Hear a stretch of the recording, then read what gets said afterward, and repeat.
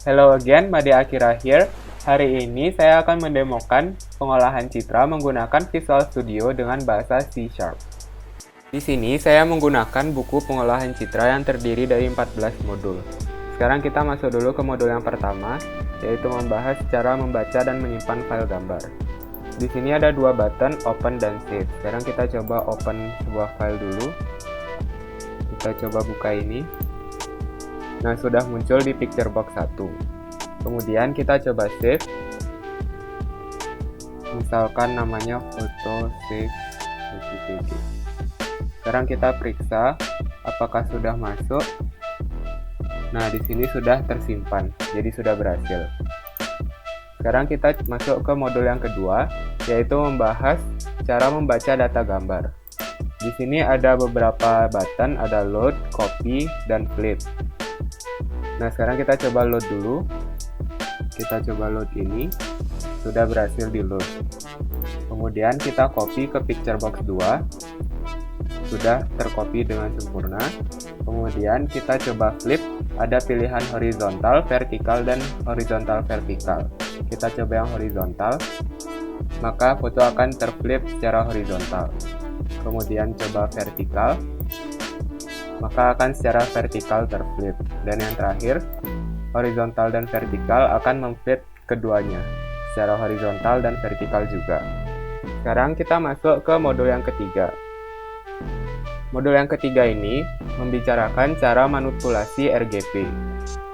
Isinya ada copy RGB, layer 1 warna, 2 warna, 3 warna, grayscale, dan sepia. Sekarang kita coba dulu copy.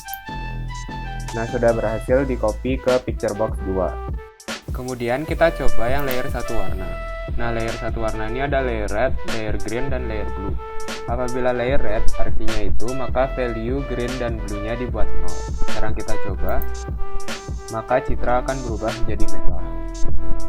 Begitu juga layer yang lain, layer green, maka akan berubah menjadi hijau. Kemudian layer blue akan berubah menjadi biru. Kemudian lanjut ke layer 2 warna. Ini sama seperti layer 1 warna, namun mengambil 2 layer. Maksudnya sama itu, jadi misalkan red plus green, maka value blue-nya itu 0. Kalau red plus blue, maka value green-nya 0. Sekarang kita coba, maka hasilnya akan menjadi kuning. Sekarang kita coba yang red plus blue, maka akan condong ke warna ungu. Kemudian kita coba yang green plus blue, maka akan condong ke warna hijau toska. Kemudian, layer 3 warna ini sebenarnya dari layer red, green, blue diubah-ubah posisinya menjadi red, blue, green, green, red, blue, dan seterusnya. Sekarang kita coba, maka hasilnya akan seperti ini. Kemudian yang green, red, blue, hasilnya seperti ini. Kemudian yang green, blue, red, hasilnya seperti ini. Blue, red, green, hasilnya seperti ini. Dan yang terakhir, blue, green, red, hasilnya seperti ini. Kemudian kita lanjut. Pada grayscale ini, ada grayscale red, green, blue, minimum, maksimum, dan average. Grayscale red itu memfokuskan layer red menjadi gray yang lebih terang. Kita coba. Nah, maka hasilnya akan seperti ini. Begitu pula di green dan blue, maka green-nya itu akan menjadi gray yang lebih terang, dan apabila grayscale blue, maka blue-nya yang menjadi gray yang lebih terang. Sekarang kita coba, maka hasilnya seperti ini. Dan grayscale yang blue, maka hasilnya seperti ini. Lanjut ke grayscale minimum. Grayscale minimum ini membuat citra cenderung gelap. Maksud dari minimum ini, dari red dan green dan blue tadi, itu diambil yang mana yang paling minimum. Kita coba. Nah, ini tidak berubah karena grayscale blue merupakan grayscale yang paling gelap. Kita lanjut, maksimum itu kebalikannya minimum, jadi membuat citra cenderung terang. Dia mengambil nilai yang paling maksimum antara red, green, dan blue. Nah, jadi hasilnya citranya menjadi terang. Kita lanjut ke average. Jadi average ini mengambil rata-rata dari ketiga layer RGB. Jadi tadi minimum itu mengambil paling kecil, maksimum paling besar, dan average ini rata-ratanya. Sekarang kita coba, maka hasilnya akan menjadi grayscale yang bagus. Lanjut, ada Sepia. Sepia ini mengubah citra RGB dengan 0,439 untuk red, 0,259 untuk green, dan 0,078 untuk blue. Kita coba, maka hasilnya akan seperti ini. Kemudian kita lanjut ke modul yang keempat, yaitu kuantisasi data citra. Sebelum lanjut, kita load foto gambar yang baru, misalkan Guava ini. Nah, ini ada grayscale, yaitu menggunakan grayscale rata-rata yang tadi. Nah, sudah berubah. Kemudian biner ini adalah black and white, di mana black itu nilainya 0 dan white nilainya 255. Ada biner 100, 200, average, dan 128. Maksudnya ini adalah threshold-nya. Biasanya digunakan biner 128 karena itu merupakan nilai tengah. Kita coba, maka hasilnya seperti ini. Tapi threshold itu bisa diubah-ubah sesuai keinginan. Misalkan ini ada 100 dan 200, kita coba, maka hasilnya seperti ini. Kemudian yang biner 200, maka hasilnya akan menjadi cenderung gelap atau cenderung lebih banyak hitamnya. Nah, biner ini juga ada biner average. Jadi biner average ini bisa menghasilkan biner yang lebih bagus dari 100, 200 ataupun 128 karena dia mencari rata-ratanya sehingga dapat menghasilkan citra black and white yang lebih fair. Kita coba. Nah, maka putih dan hitamnya akan lebih seimbang. Kemudian ada kuantisasi. Jadi kuantisasi ini adalah proses mengubah jumlah nilai keabuan. Di sini ada 2 sampai 128. Kita coba satu persatu. Ini 2. Itu kuantisasi 4. Hampir sama. Kuantisasi 8. Kuantisasi 16. Kuantisasi 32. Sudah mulai kelihatan perubahannya. Kemudian kuantisasi 64 dan kuantisasi 128. Nah, semakin besar nilai kuantisasi ini, maka hasil citranya akan lebih mengarah ke biner yang artinya lebih condong ke black and white. Lanjut ke modul 5 dan 6 yang membahas pengolahan dan histogram citra derajat keabuan. Sebelum lanjut, kita coba dulu ganti fotonya. Misalkan kita menggunakan foto penguin. Nah, pada modul 5 pertama ada grayscale yang mengubah menjadi grayscale rata-rata seperti tadi. Kemudian ada brightness. Brightness ini menambah terang atau gelapnya sebuah citra derajat keabuan. Kita coba 50. Maka hasilnya akan menjadi lebih terang. Kita juga bisa membuat menjadi lebih gelap apabila kita isi dengan nilai negatif, misalkan minus 50. Nah, akan menjadi lebih gelap. Kemudian ada kontras.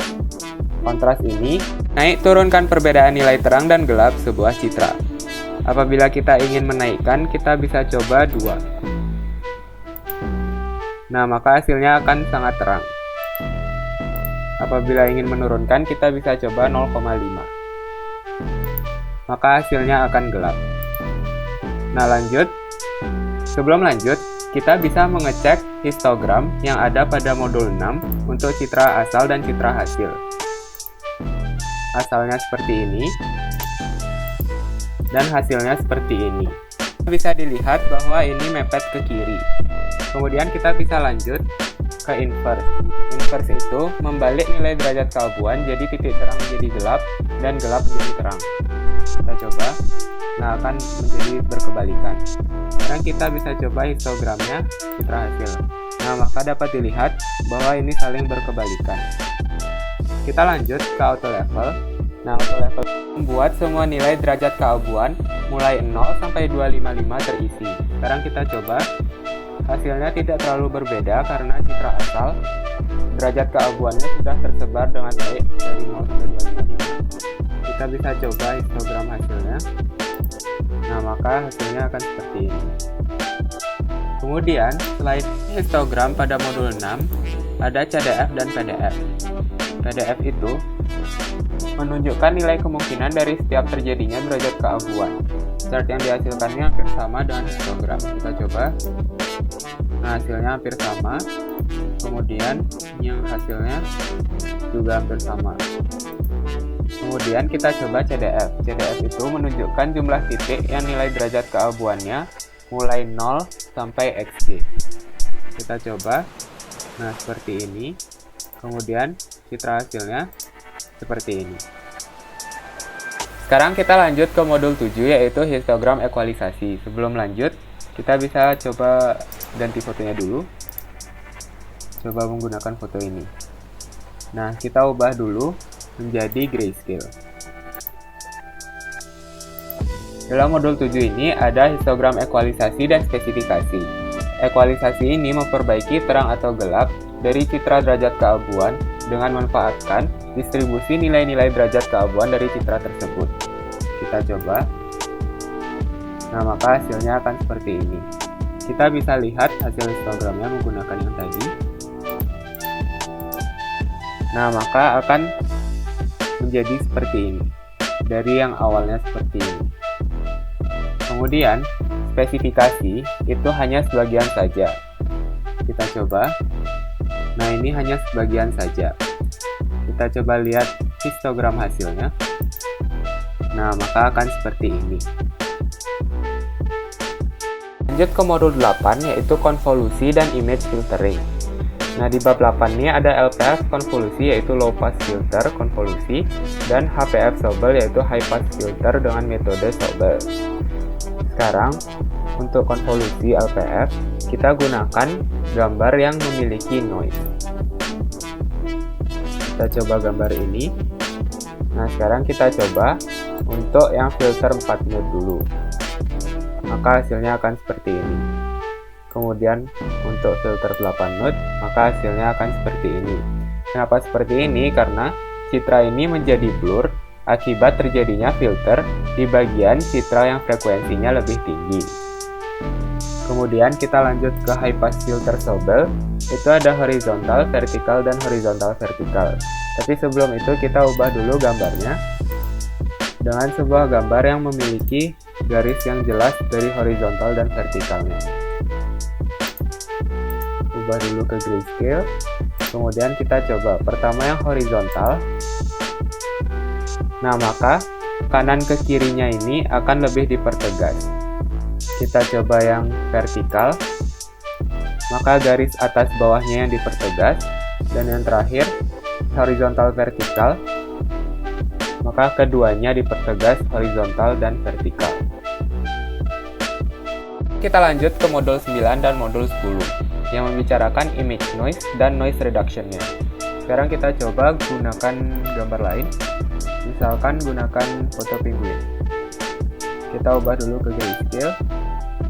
Kemudian di modul 9 ini ada 3 noise. Yang pertama ada noise Gaussian, ada speckle, dan ada salt and pepper. Kita coba yang Gaussian dulu dengan nilai 20. Maka hasilnya akan seperti ini. Jadi noise Gaussian ini berupa titik-titik berwarna dan menimbulkan efek seperti bintik-bintik. Kemudian ada noise yang kedua, yaitu speckle. Kita coba isi 20 juga. Nah, maka hasilnya seperti ini. Ini berupa titik-titik hitam dan muncul akibat dari adanya sensor-sensor yang mati. Kemudian kita lanjut ke noise yang ketiga, yaitu salt and pepper. Kita coba isi dengan nilai 20. Hasilnya seperti ini. Ini berupa titik-titik putih dan biasanya muncul akibat dari adanya debu atau media lain yang menyebabkan lensa kotor. Selanjutnya, kita bisa mereduksi noise ini menggunakan filter yang ada di modul 10 ini. Ada 3 filter, yaitu average, Gaussian, dan median. Kita coba yang average dulu. Jadi hasilnya akan seperti ini. Filter average ini adalah filter yang nilai-nilai kernelnya seragam sesuai dengan jumlah titik kernelnya. Kemudian kita bisa coba filter Gaussian, tapi kita ubah dulu noise-nya kembali seperti ini. Kemudian kita coba filter Gaussian. Nah, maka hasilnya seperti ini. Ini sebenarnya mirip dengan filter average tadi, bedanya tuh diberikan pembobot lebih pada titik tengahnya. Kemudian kita bisa coba filter median, tapi kita ubah dulu kembali. Nah, sekarang kita coba filter median. Nah, hasilnya seperti ini. Jadi filter median ini mengambil nilai-nilai pada titik XY dan 8 tetangganya, kemudian dicari median atau titik tengahnya. Sekarang kita lanjut ke modul 11, yaitu deteksi tepi. Sebelum itu kita ubah dulu gambarnya. Kita coba gunakan gambar guava. Nah, ini kita ubah dulu ke grayscale. Dalam modul 11 ini ada 4 metode, yaitu Robert, Prewitt, Sobel, dan Laplacian. Kita coba satu persatu. Hasil Robert menjadi seperti ini.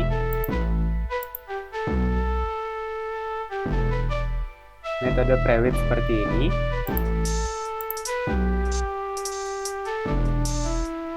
Metode Sobel hampir sama dengan Prewitt. Dan ini hasil Laplacian. Keempat metode ini menggunakan filter kernel yang berbeda-beda, makanya hasilnya berbeda-beda. Kita lanjut ke modul 12 yang isinya adalah sharpness. Jadi sharpness ini adalah proses untuk mendapatkan citra yang lebih tajam.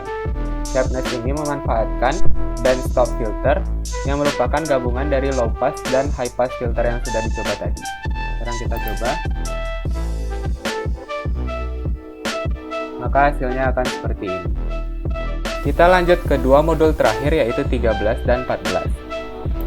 Button dalam kedua modul ini sebenarnya sama dengan modul sebelumnya, tapi bedanya itu ini untuk citra berwarna yang mengolah ketiga layer, yaitu red, green, dan blue. Kita ubah dulu menggunakan citra berwarna, misalkan gambar ini. Nah, kita bisa menurunkan brightness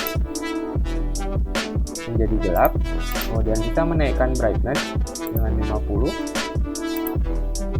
menjadi terang. Kita juga bisa kontras, menaikkan kontras, bisa menurunkan kontras menggunakan 0,5, kemudian bisa invert,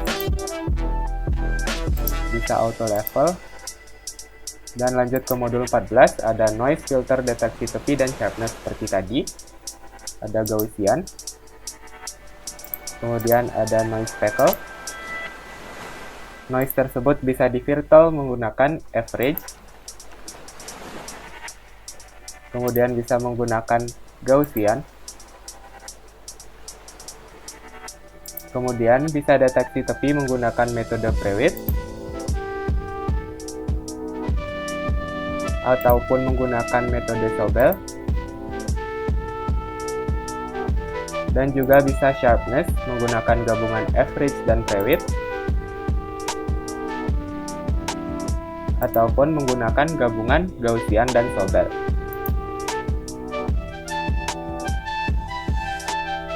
Jadi itu adalah demo untuk pengolahan citra kali ini.